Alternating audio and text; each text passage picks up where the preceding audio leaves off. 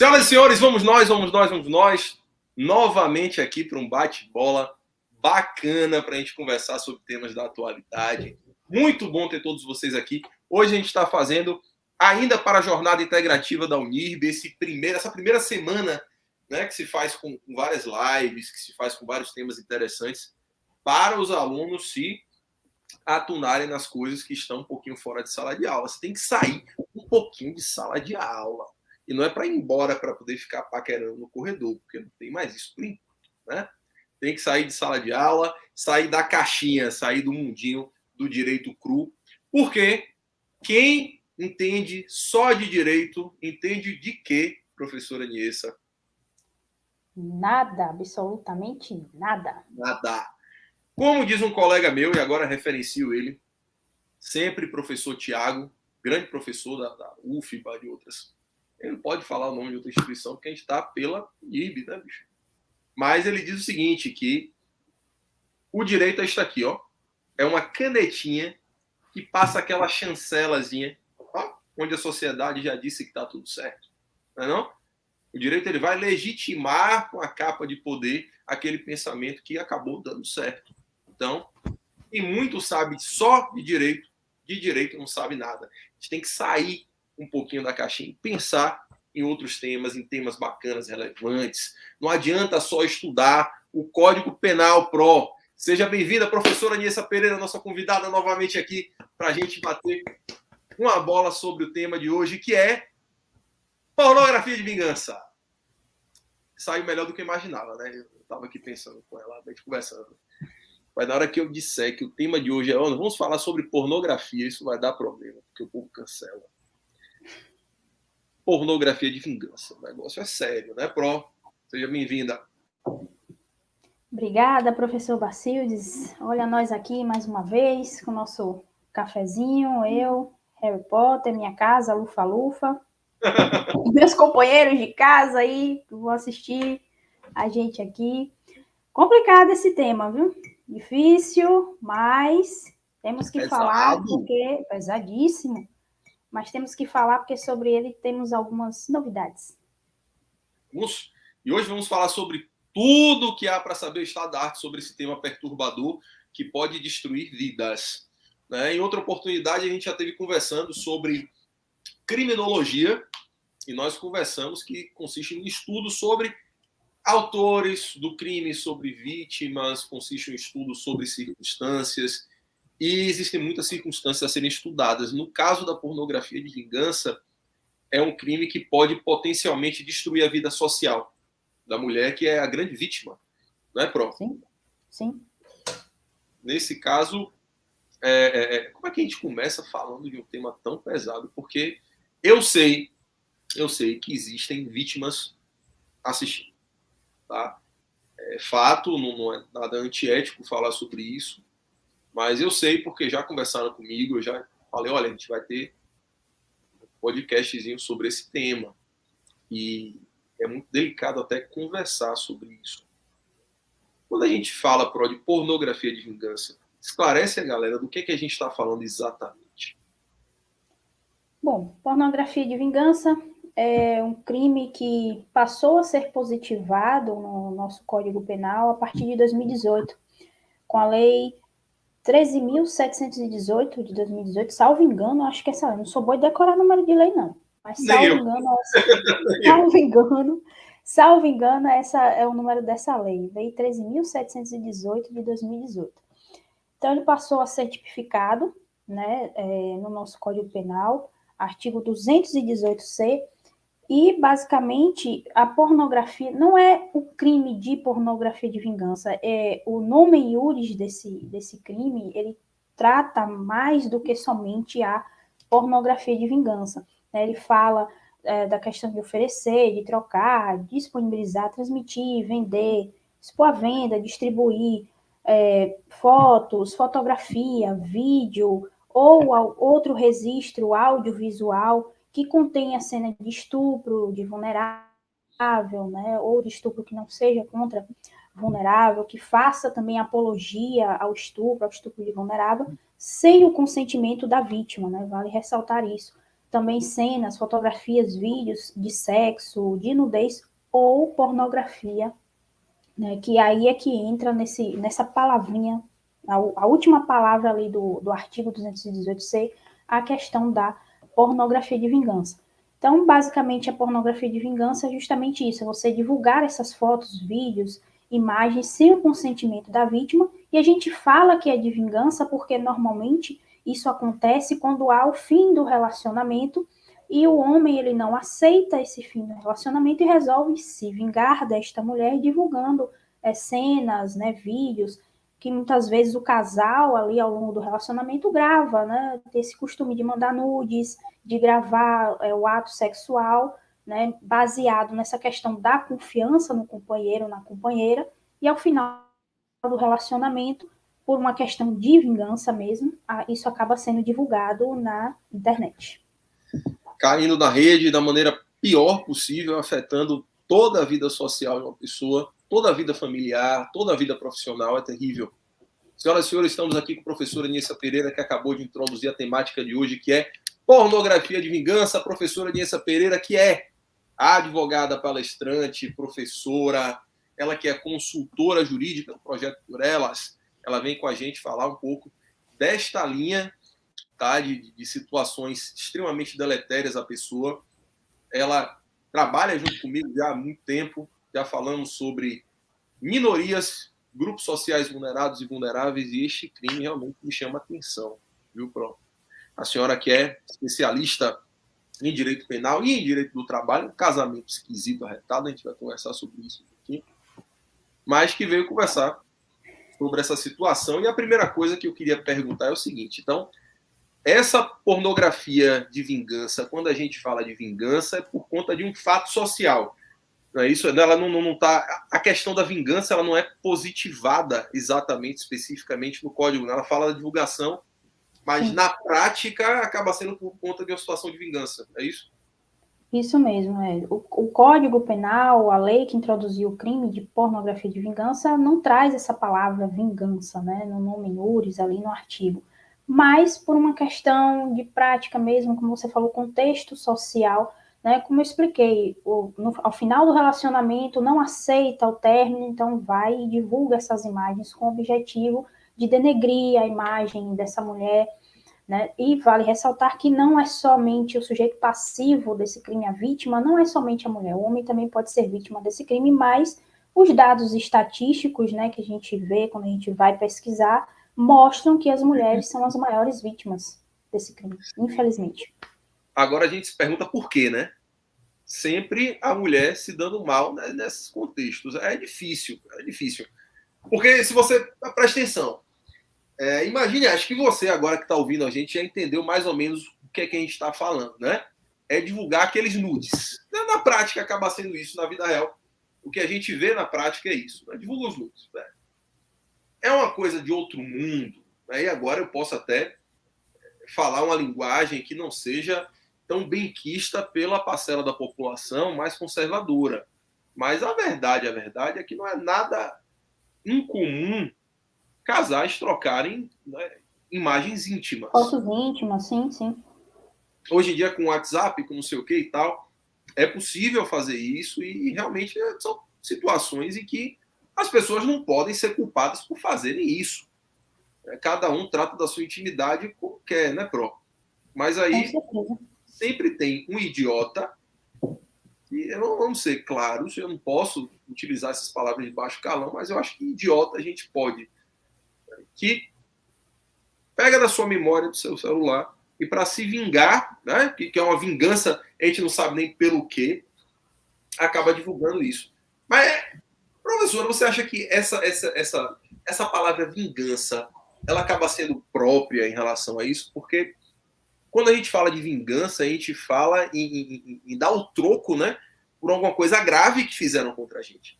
Sim, sim. E será que existe realmente esse comportamento dessa gravidade? Ou é o machismo falando mais alto em algumas situações que, né, não seria completamente desnecessário? Enfim, obviamente, por ser um crime, não tem o que justificar.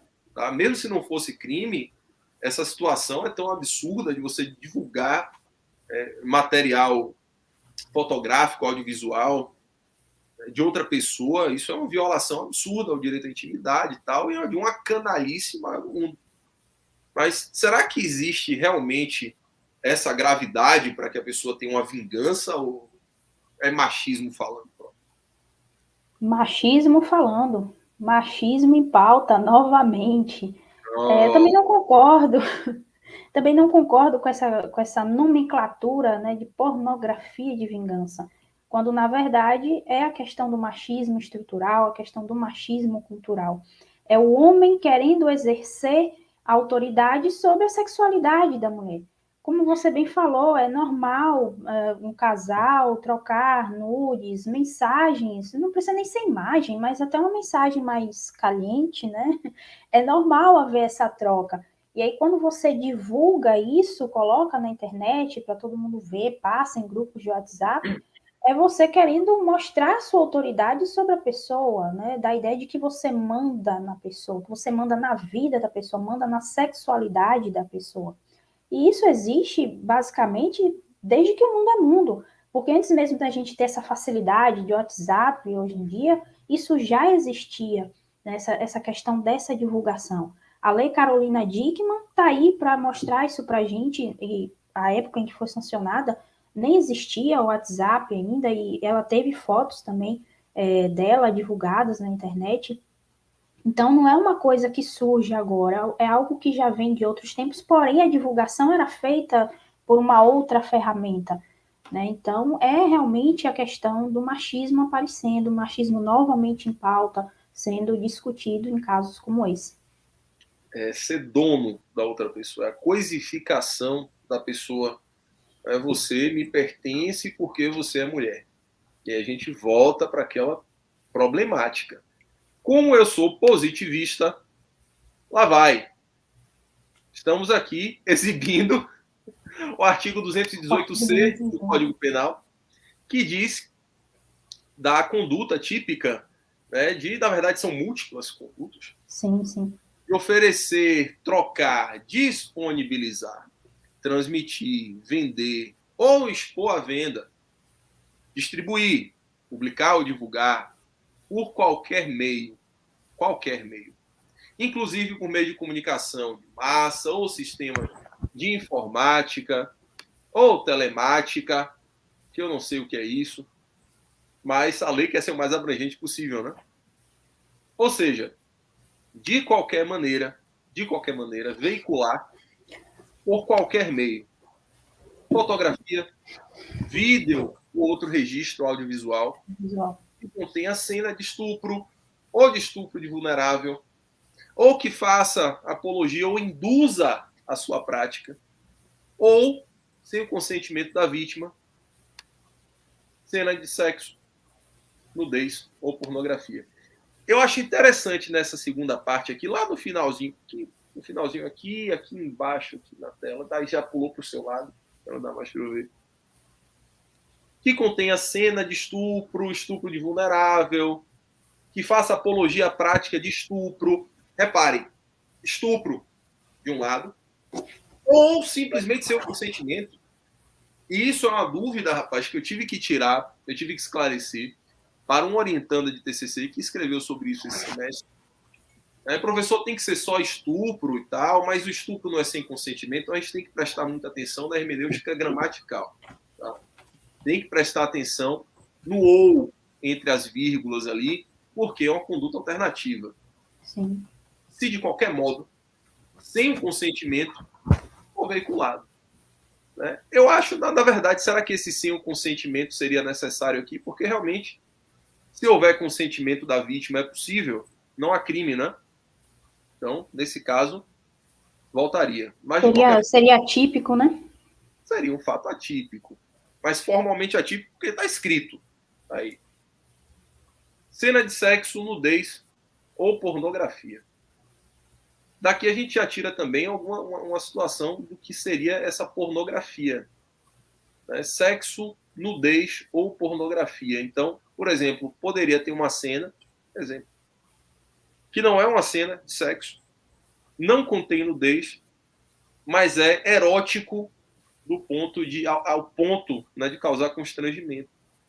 Então, por exemplo, Um texto de WhatsApp, professora Niessa, será que poderia ser considerado também?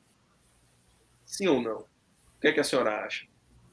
Eu acredito que sim, pensando nessa questão do constrangimento, já ali já causaria, né, um dano a essa pessoa. Quando a gente pensa em audiovisual, a gente pensa só em gravação, né, em vídeo, ou então em áudio, mas a gente não pensa no visual. Sim, Repare, um texto, print de tela, para ser mais claro com quem está aí. Print de tela, divulgando, né, o que a professora falou antes, né, até uma mensagem mais caliente, assim, ela pode ser considerada crime? É algo que a gente precisa conversar sobre isso, porque a gente está falando aqui de fotografia, vídeo ou outro registro áudio visual. Ou seja, ouvir e visualizar. A gente não pensa no print. Então, sim. o senhor que gosta de divulgar os seus prints, para dizer que é macho, né? Porque tem muita gente que gosta, eu sou macho, olha, eu estou pegando. Reafirmar a masculinidade. Pode estar cometendo, em tese, crime de pornografia de vingança. Não é não, Pro? Com certeza. Mas o nosso objetivo aqui não é focar apenas na pornografia de vingança. A gente já, sucintamente, nós já falamos um pouco sobre o conceito, já passeamos aqui de um modo bem tranquilo, né, sobre sobre aqueles pontos que a gente analisa sempre no tipo penal, sujeito ativo, passivo, os tipos e tal, né, sem citar nomes, porque o objetivo de hoje aqui, meu caro ouvinte, minha cara ouvinte, né, porque a gente não fala mais espectador, porque, enfim, Já foi. podcast Isso é gíria de gente velho. ficar vendo, você pode estar me ouvindo aí no YouTube agora, não é não? Com Mas certeza, o nosso objetivo hoje aqui é um bate-papo super tranquilo, no qual a professora Niessa me pregou mais uma peça, porque no anterior eu reclamei aqui durante a gravação, gente, isso aqui não tem take, não tem tomada, não tem a gente chegar e dizer, olha, não, deu errado, corta. Não, aqui a gente vai ao vivo. E ela disse, não, olha, vamos combinar, vamos fazer uma coisa informal. Eu digo, bora, aí vim de camisa polo. Aí ela veio, social. Quando terminou, ela disse, não, fique tranquilo, né, numa próxima, mesmo que eu vou informal, eu obriguei antes ela tirar, né, o blazer que estava por cima, porque senão... Tava Mas toda estilosa, acabou comigo. Não veio mais. Senhoras e senhores, essa é a professora Niessa Pereira, nós estamos conversando um pouquinho sobre pornografia de vingança e protocolo de julgamento. A gente falou um pouquinho sobre pornografia de vingança e agora eu queria perguntar à professora Niessa o que danado é esse tal de protocolo de julgamento. Explica para a galera, porque isso é inovação, isso é estado da arte, inclusive em direito processual, né? Embora não legislativo, não legislado, mas é algo que com certeza, senhoras e senhores, vai trazer alguns TCCs esse semestre aí. Professor, o que é esse tal desse protocolo de julgamento? Vamos lá, esse protocolo de julgamento, ele surgiu no ano passado, em meados de outubro, novembro. Primeiro que a gente deve ressaltar sobre esse protocolo é que ele ele é uma recomendação, na verdade, né? E parte do CNJ, foi uma iniciativa que decorreu principalmente de um exemplo lá no México, né? O México também criou, mas de uma forma legislativa, né? Legislando, criou um protocolo também de julgamento, e aí o Brasil ele se espelha nesse protocolo lá do México, e também porque o Brasil ele acabou sendo condenado, no caso Márcia Barbosa, ele sofreu uma condenação internacional, né? O caso Márcia Barbosa, só em linhas gerais, resumindo, um caso de homicídio, né? Ela, na verdade, nem caso de homicídio, mas um caso de feminicídio, ela foi morta pelo companheiro, e em relação à investigação, ao processo penal relativo a esse caso, houve muita demora, né, para se resolver, para chegar a uma solução para esse caso. O companheiro dela, na época, era, se eu não me engano, deputado, e basicamente levou mais de 10 anos para que esse processo tivesse uma conclusão e ele pudesse cumprir a pena.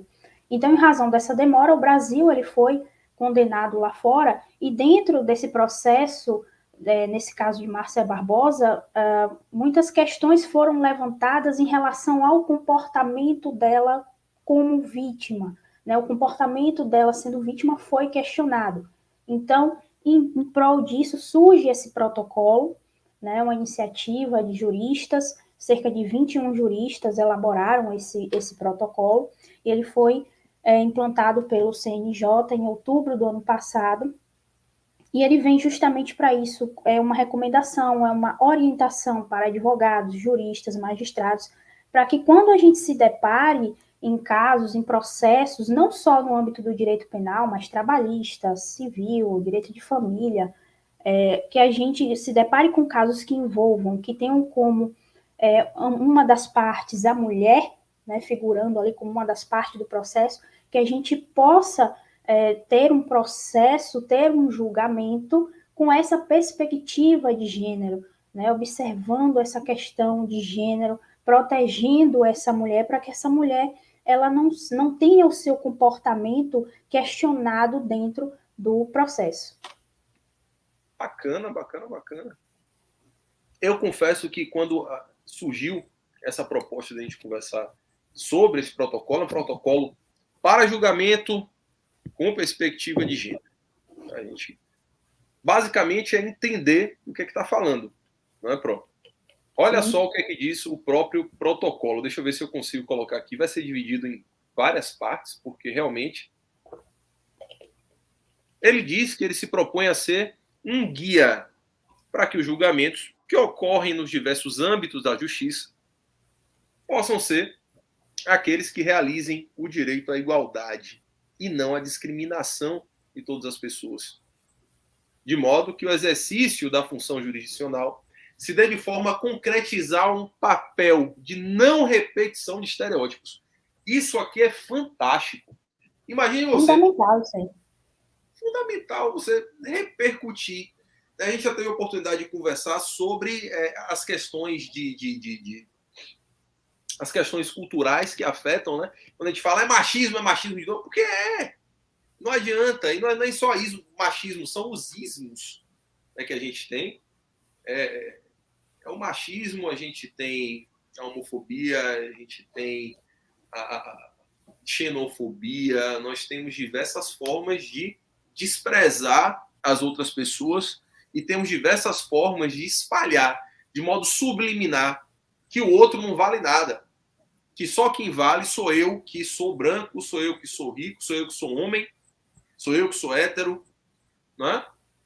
E isso acaba acontecendo em diversos pontos. Quando a gente fala de homofobia, por exemplo. Olha, aliás, homofobia, hoje a gente não é só homofobia, né? Homo, trans, bifobia, é tudo, né? A gente utiliza uma expressão só. Sim. Quando fala disso, que existe uma homofobia, a gente pouco para pensar que essa homofobia existe também dentro do judiciário.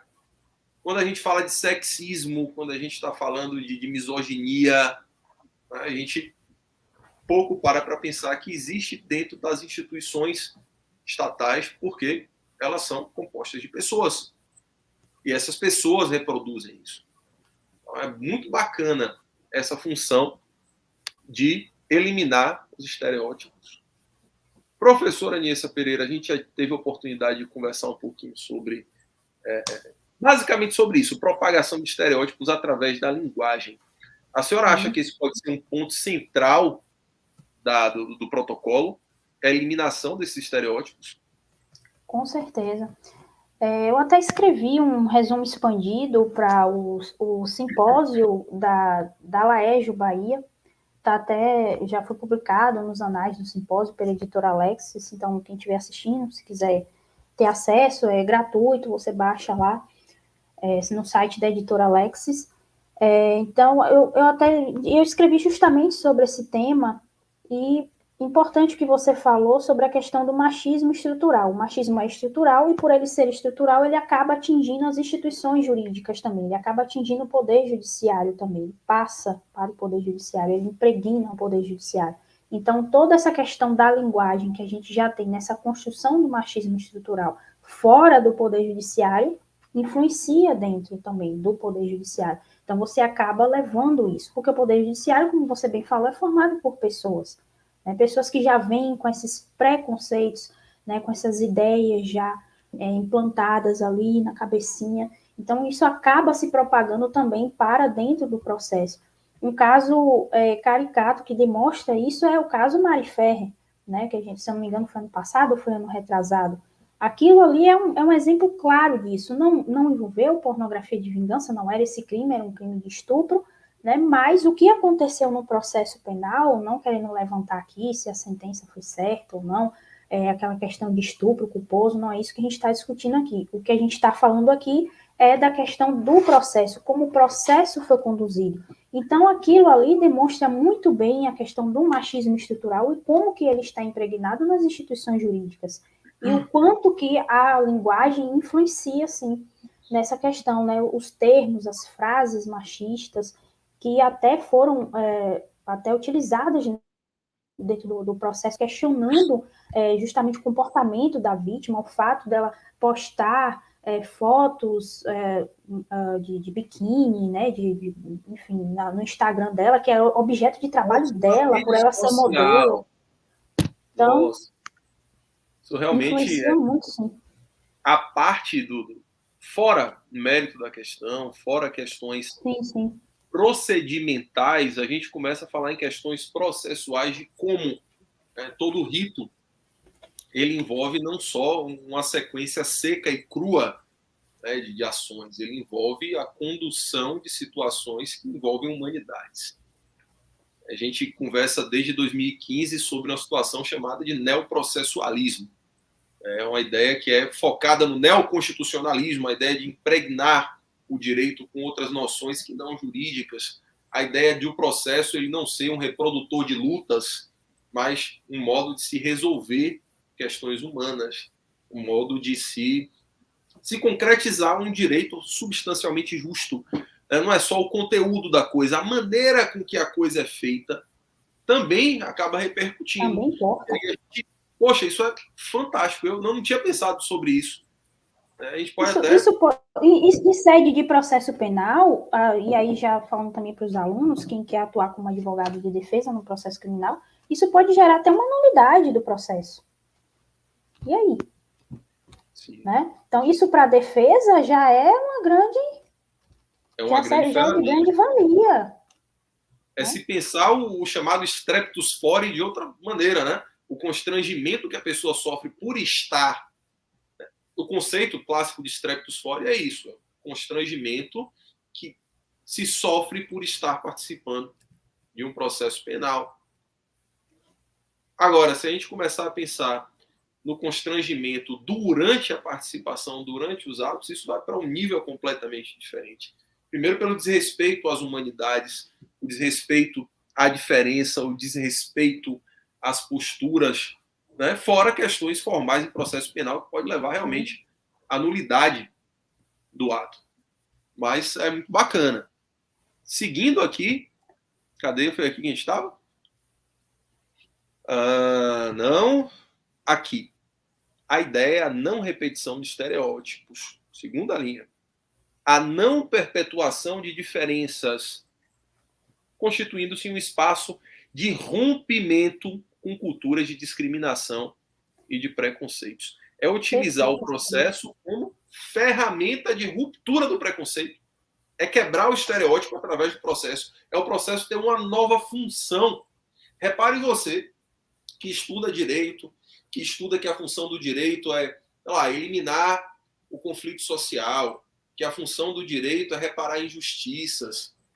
Imagine você que a injustiça ela pode não ser, né, apenas aquela que é objeto do objeto da ação. Imagine uma ação penal em que se discuta a suposta ocorrência de um crime de estupro. Qual é a injustiça que ele quer reparar? o estupro, é o que ele quer prevenir, etc., as funções de direito penal.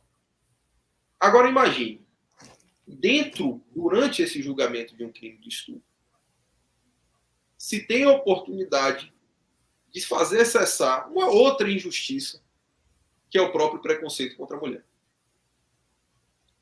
Imagine um processo penal que é feito para você eliminar uma injustiça do estupro. Joia, beleza.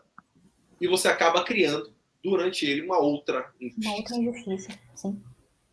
Até porque a vítima de estupro, de pornografia de vingança, ela vai buscar o poder judiciário, ela vai buscar o direito penal para justamente acontecer isso, sanar essa injustiça do crime. Ela quer uma resposta. Então, essa vítima chega lá, ainda sofre com preconceito, discriminação, sofre com esses estereótipos, então fica difícil. É por isso que existem as cifras negras, né, em relação aos crimes. O que seriam, na linguagem da criminologia, as cifras negras?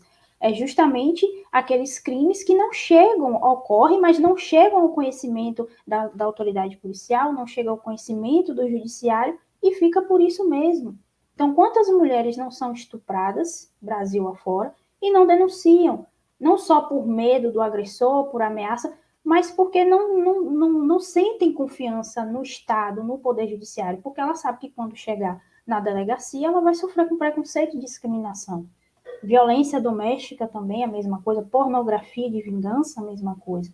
Imagina você chegar para noticiar o crime e ser questionada porque você enviou nudes ou porque você estava andando às 10 horas da noite numa rua deserta.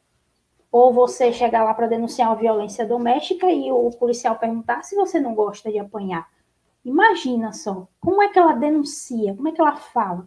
Às vezes fica por isso mesmo. E aí ela acaba sofrendo, internalizando tudo isso e sofre. E os casos de suicídio que envolvem um crime de pornografia de vingança são assustadores. Então, é complicado. Sim, tem vários casos. E de repercussão nacional, inclusive, que eu encontrei nas minhas pesquisas, e na hora que eu li eu tive que parar, voltar, porque é assustador. Muito pesado. Assustador. A gente chamada vitimização secundária, né? Exatamente, tirou da minha vitimização secundária e terciária. Nossa. Terciária, me conte aí um pouquinho sobre vitimização secundária e terciária. É a reprodução da reprodução. Na verdade, assim, a vitimologia, ela traz 3 tipos de vitimização. A primária, a secundária e a terciária. A primária é a vitimização relativa mesmo ao crime, né? Quando você é vítima do crime, você sofre com as consequências do crime. Então, no estupro, né, o estupro, a vítima do estupro, do ato em si, estupro. E a vitimização secundária é aquela vitimização que a vítima vai sofrer por parte das instituições estatais, das instituições jurídicas, por parte do Poder Judiciário, em sede de processo. E a vitimização terciária é a vitimização que ela vai sofrer por parte da sociedade, aquele julgamento moral, né, que todo mundo faz. Apanhou porque gosta, né, enfim. Então, sabemos, né, como é que a sociedade, é aquela vizinhança que fica falando mal, aquela fofoca, né? Ou não tem mais o que fazer. Não tem mais o que fazer, então, basicamente... Levante a mão que não tem uma vizinhança dessa. Né? Todos.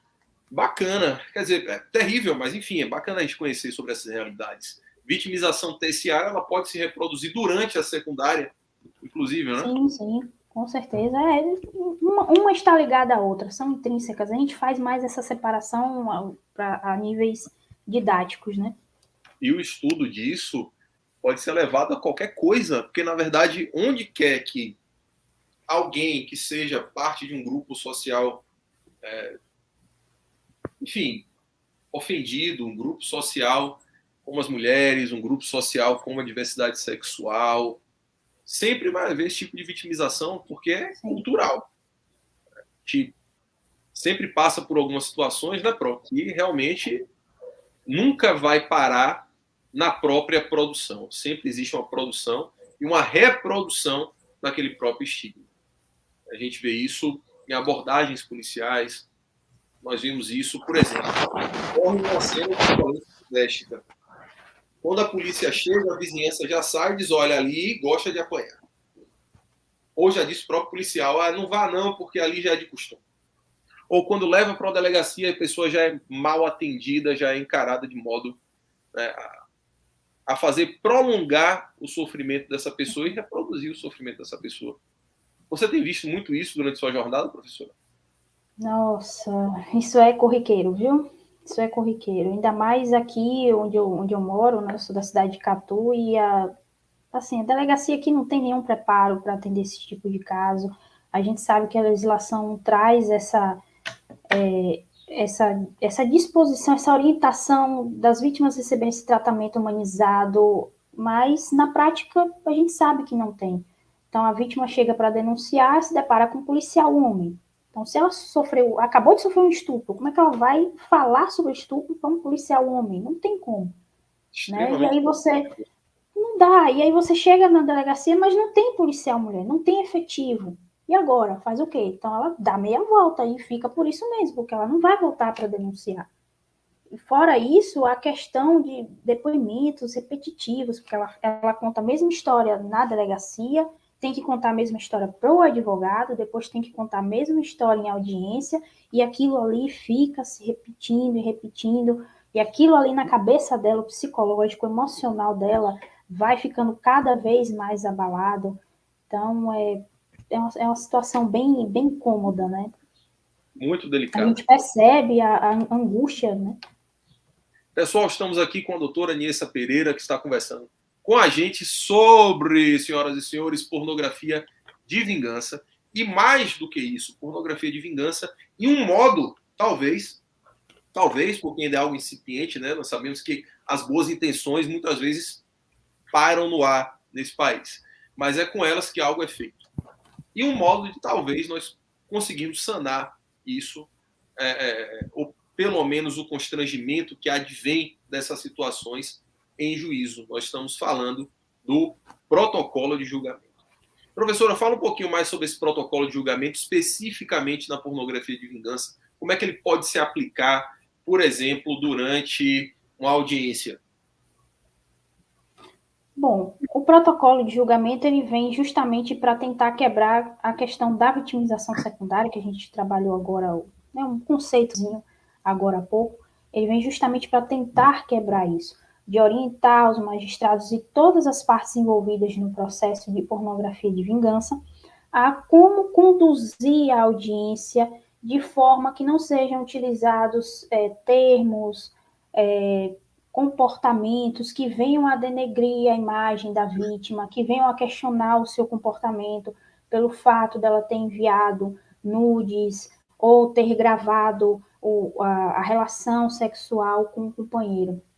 Então, ela vem para orientar justamente isso, mas não só magistrados, né, que a gente vai pensar só na figura do juiz, mas também Ministério Público, na figura da promotoria, os próprios advogados de defesa também têm que estar atentos a isso, e até em sede de petição também, nos escritos, alguns advogados já estão optando por abrir até um tópicozinho ali na petição para chamar a atenção do juiz de que aquele caso em específico, ele deve ser analisado sob essa perspectiva de gênero.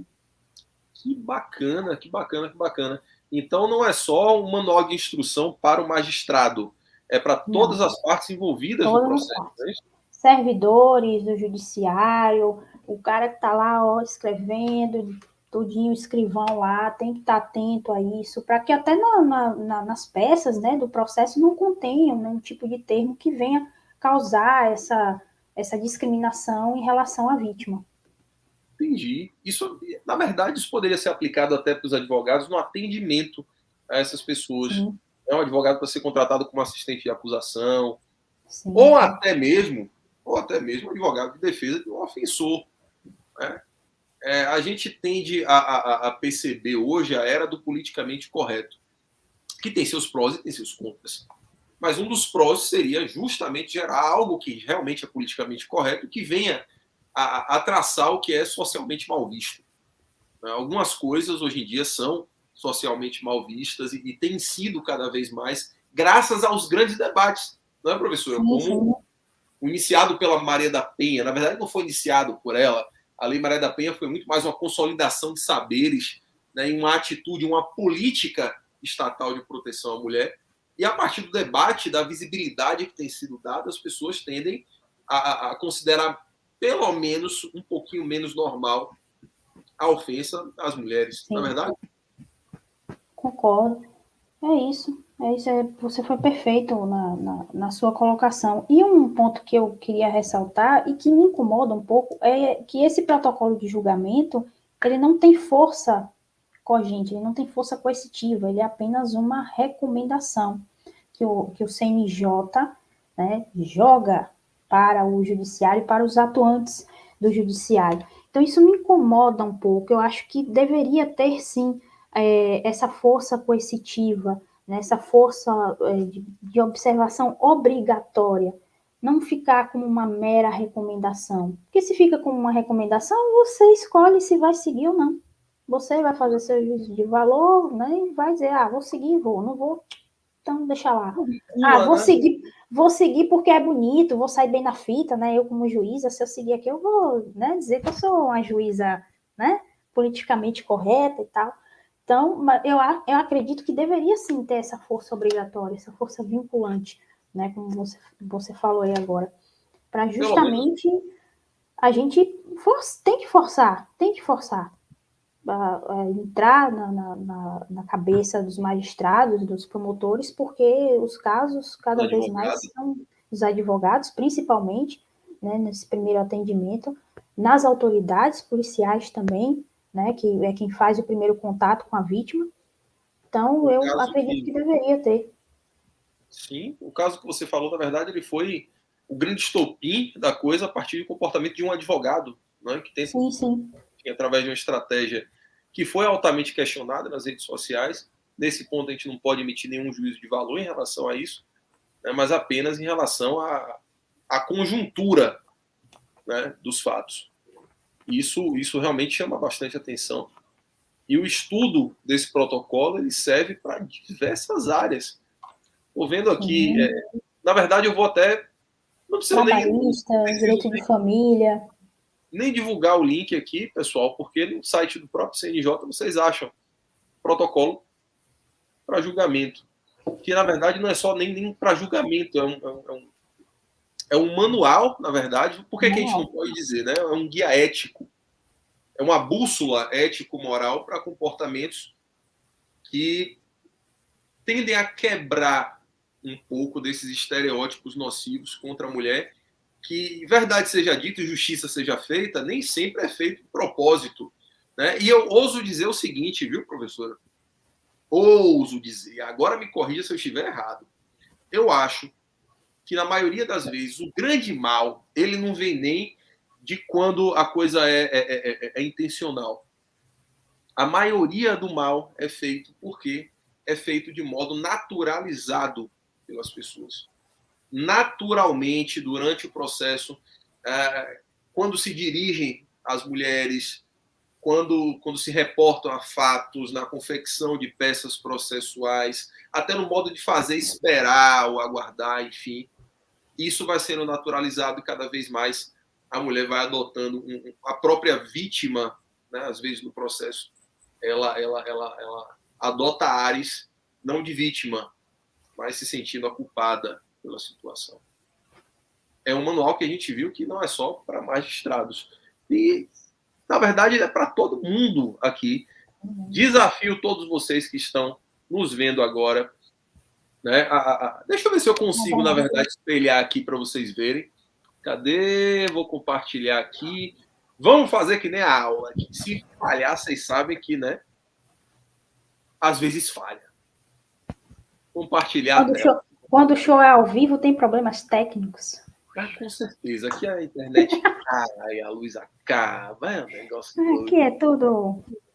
Deixa eu ver. Protocolo de julgamento. Não, é este aqui. Acho que eu vou conseguir compartilhar esta tela. Professora Niessa, consegue ver esta tela compartilhada aqui? Consigo. Olha só, gente, que bacana. Quando a gente vem aqui no site do CNJ, lá em cima, deixa eu ver se a internet vem. Tem aqui, ó, protocolo para julgamento com perspectiva de gênero 2021. Lá no finalzinho. Do próprio CNJ, um grupo de trabalho que foi instituído pela portaria do CNJ. E quando a gente vem aqui, ó, lá embaixo, venha. Cadê o sumário? Nossa, a internet rápida. Vamos que chegamos lá.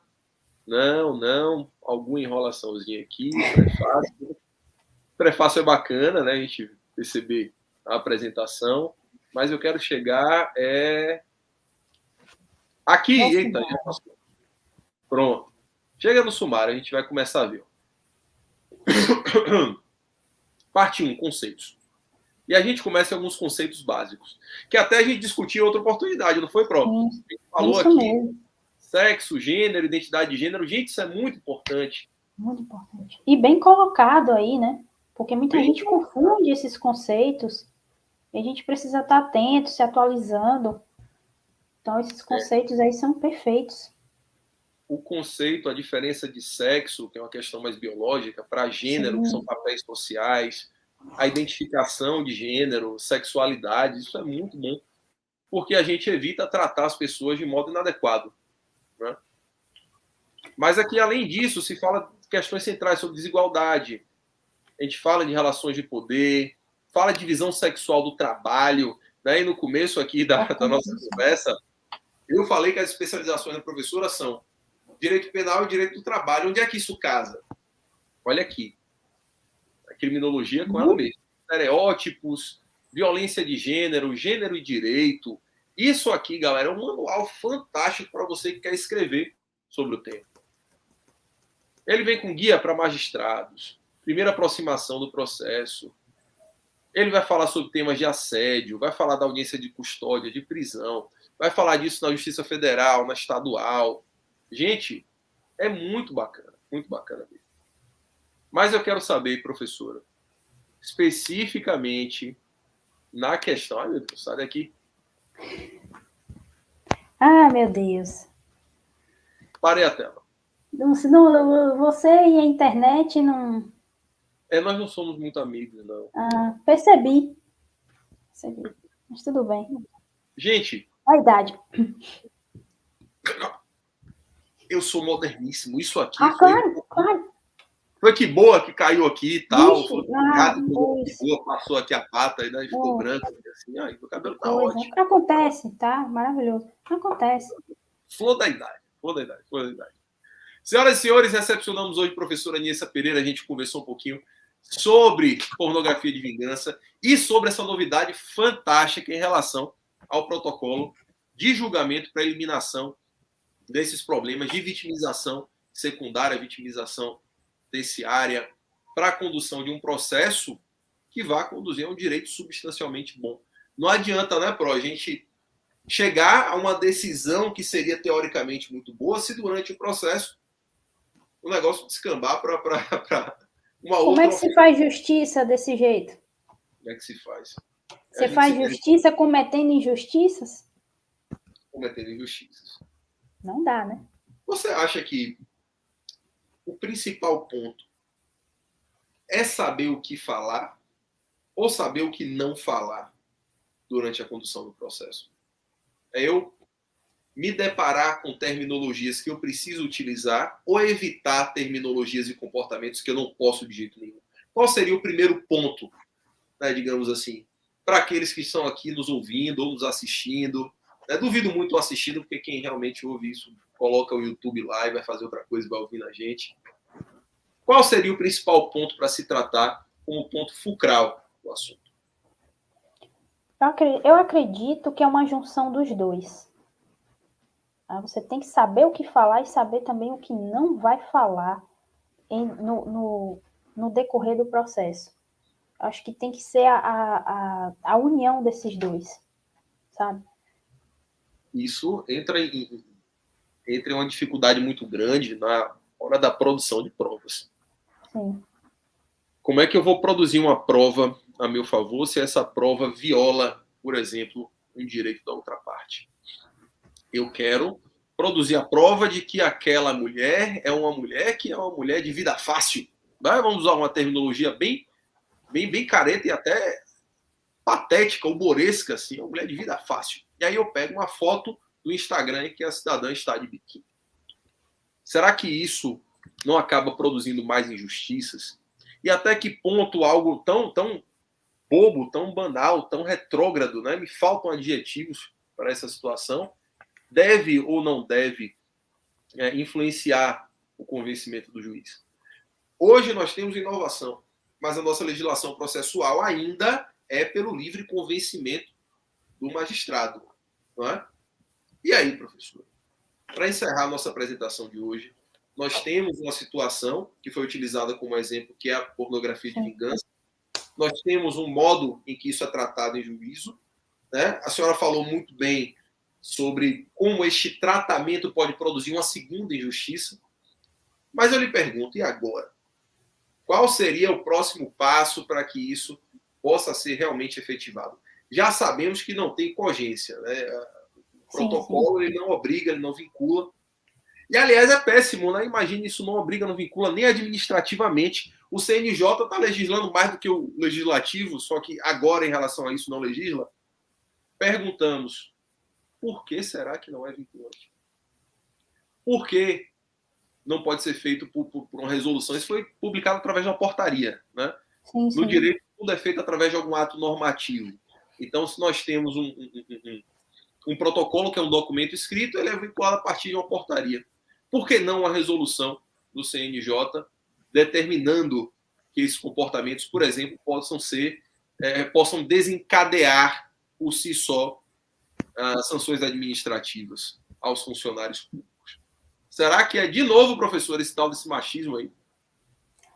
Com certeza. E vou lhe dizer mais. Esse protocolo, apesar de que eu escrevi sobre ele, estamos falando sobre ele, mas ele não tinha nem necessidade de existir.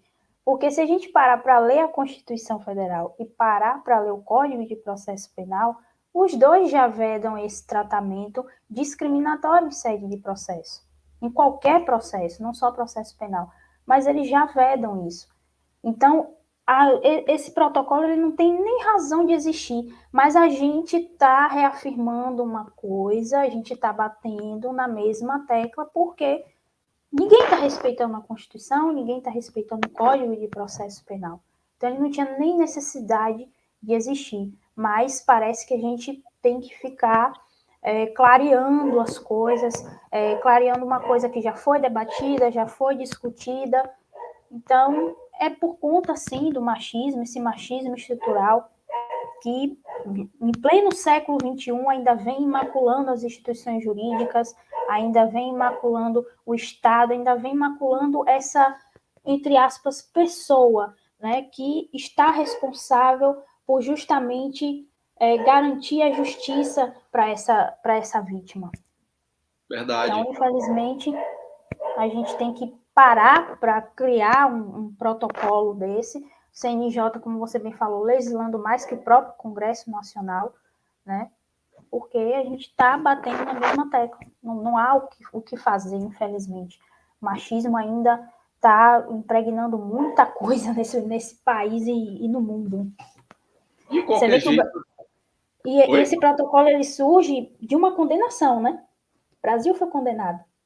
Então, olha só, a Constituição diz, o Código de Processo Penal diz, mas ainda assim o Brasil é condenado por conta disso lá fora, e lá vamos nós falar sobre isso de novo, através do protocolo. E talvez, né, assustadoramente, esse protocolo, vamos ser sinceros, possa, e aí fica para nossos ouvintes, né, vamos tratar como ouvintes, porque estamos em clima de podcast, e aí fica para os nossos queridos ouvintes, espectadores, raciocinarem o seguinte fato. Se isso surge a partir de uma condenação internacional e tal, será que esse próprio protocolo ele não foi aceito, ele não foi publicado apenas para dar uma satisfação em âmbito internacional? Apenas para dizer, olha, cala a boca, né? É um cala-boca, não nos condene novamente e tal. Ou pelo menos como justificativa política para algumas punições, né, enfim, você desobedeceu, fui condenado por sua culpa, tome aqui e tal. Sabe que no Brasil existem muitos muitos motivos escondidos por trás dos motivos escondidos. No Brasil, nossos segredos têm segredos, né? E, infelizmente, a gente não pode pensar de modo sonhador, imaginar que isso possa ter sido com 100% de certeza uma iniciativa em prol, né, da eliminação, da estereotipização e tal. Mas pode ser utilizado como uma ferramenta. Né? Por mínimo que seja, é uma das iniciativas que nós podemos qualificar como pertencentes a uma política nacional de proteção à mulher. Sim, sim. Por si só não constitui, mas pode sim. E cabe também aos advogados. Né? Imagine arguir uma nulidade processual por conduta discriminatória, cerceamento de defesa. Quando nada é pelo menos, sei lá, uma doutrina, né? Pode ser utilizada como a favor. Mas a passos de tartaruga caminhamos nós. Passos de formiga, como diz quem mesmo, professora? Lulu Santos. Lulu assim Santos. caminha a humanidade, com passos de formiga e sem vontade. E com passos de lebre, correndo com muita vontade, nós chegamos ao final do nosso podcast de hoje com a professora Niessa Pereira, que nos esclareceu de modo maravilhoso, como sempre, sobre várias temáticas. Na verdade, a gente elege falar sobre isso, a gente acaba tangenciando diversas coisas e tocando no nosso ponto, né, de sempre esclarecer, né, a comunidade, esclarecer pela educação e, quem sabe, tocar a mente de uma pessoa para que essa uma pessoa continue segurando os nossos passinhos de formiga, a gente caminhe em direção a um futuro melhor para as pessoas e principalmente para as mulheres que tanto sofrem. Professora Niessa, obrigado pela participação. Obrigada a vocês, obrigado, Bacildes, a Faculdade Unirv pelo convite e estamos aqui. Rede Unirv, Jornada Integrativa 2022 é nosso. Galera, valeu, até a próxima.